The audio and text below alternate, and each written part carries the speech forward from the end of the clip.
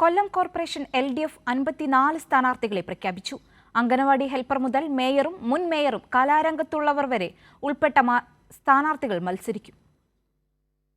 SFI, DYFI, ASF, AYF, നർത്തകിയും ഗായകനും മാധ്യമപ്രവർത്തകനും anganwadi helper, Kudumbashree പ്രവർത്തക, കശുവണ്ടി തൊഴിലാളി, ചുമട്ടുതൊഴിലാളി, അഭിഭാഷകർ, അധ്യാപകർ തുടങ്ങി സമസ്ത മേഖലകളിലെയും പോരാളികളെ അണിനിരത്തിയാണ് LDF കൊല്ലം കോർപ്പറേഷനിലെ 56 ഡിവിഷനുകളിൽ ജനവിധി തേടുന്നത്.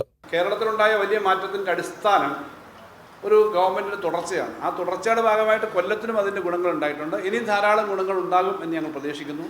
തദ്ദേശ സ്ഥാപനങ്ങളെ സംബന്ധിച്ച് തദ്ദേശ സ്ഥാപനങ്ങളാണ് മനുഷ്യൻ്റെ കേവല ജീവിതത്തിൻ്റെ ആരോഗ്യം, അവരുടെ വിദ്യാഭ്യാസം, അവരുടെ പീസ്ഫുൾ ആയിട്ടുള്ള സമാധാനവും സംതൃപ്തിയുള്ള ജീവിതത്തിന് കാര്യങ്ങൾ ഉറപ്പാക്കേണ്ടതുണ്ട്. ആ കോർപ്പറേഷൻ്റെ അടുത്ത 5 വർഷക്കാലം ഇതുവരെയുള്ള കൊല്ലത്തെ ഇനിയും വലിയ ഒരു കുതിച്ചാട്ടത്തിലേക്ക് എത്തിക്കാൻ പറ്റുന്ന കൊല്ലമാക്കി മാറ്റുവാൻ പറ്റുന്ന കാര്യങ്ങളാണ് ഇടതുപക്ഷ ജനാധിപത്യ മുന്നണിയുടെ ഭരണസമിതി അതിൻ്റെ അവസരത്തിൽ ചെയ്യാൻ ആഗ്രഹിക്കുന്നത്. അതിന് ഗവൺമെൻറ്റിൻ്റെ എല്ലാ തരത്തിലുള്ള പിന്തുണയും ഉണ്ടായിട്ടുണ്ടെന്ന് നിങ്ങൾക്കറിയാം. കൂടുതൽ കാര്യങ്ങൾ ചെയ്യാൻ, കേരളത്തിലെ ശ്രദ്ധേയമായ കാര്യങ്ങൾ ചെയ്യാൻ നമുക്ക് ഈ ഘട്ടത്തിൽ കഴിയുമെന്ന് ഞാൻ വിശ്വസിക്കുന്നു. കാരണം നമ്മളെല്ലാവരും, ഇവിടെ ഇരിക്കുന്നവരെല്ലാവരും സ്ഥാനാർത്ഥികൾ മാത്രമല്ല, പത്രപ്രവർത്തകരായ സുഹൃത്തുക്കൾ മാത്രമല്ല, മറ്റ് ഇടതുപക്ഷ ജനാധിപത്യ മുന്നണിയുടെ നേതാക്കന്മാരും പ്രവർത്തകരുമല്ല.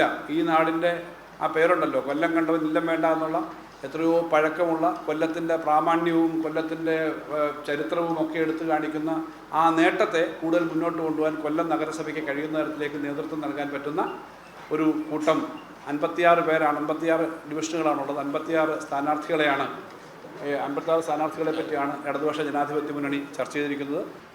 ഈ ജില്ലയിൽ ഇടതുപക്ഷ ജനാധിപത്യ മുന്നണി ഈ തെരഞ്ഞെടുപ്പിൽ വൻപിച്ച മുന്നേറ്റം നടത്തുമെന്നുള്ള കാര്യത്തിൽ സംശയമില്ല.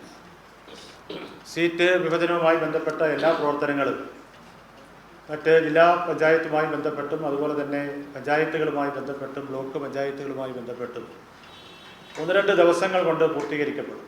ഏതാണ്ട് 95% അത്തരം പ്രവർത്തനങ്ങളും പൂർത്തീകരിച്ച് കഴിഞ്ഞിരിക്കുകയാണ്. നമുക്കറിയാം 56 ഡിവിഷനുകളിലാണ് നമ്മുടെ കൊല്ലം കോർപ്പറേഷൻ 56 ഡിവിഷനുകളാണ്.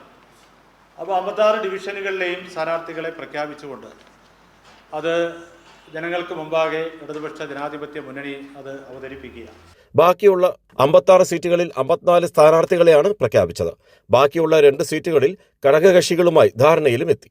രാജ്കുമാർ, കൈരളി ന്യൂസ്, കൊല്ലം.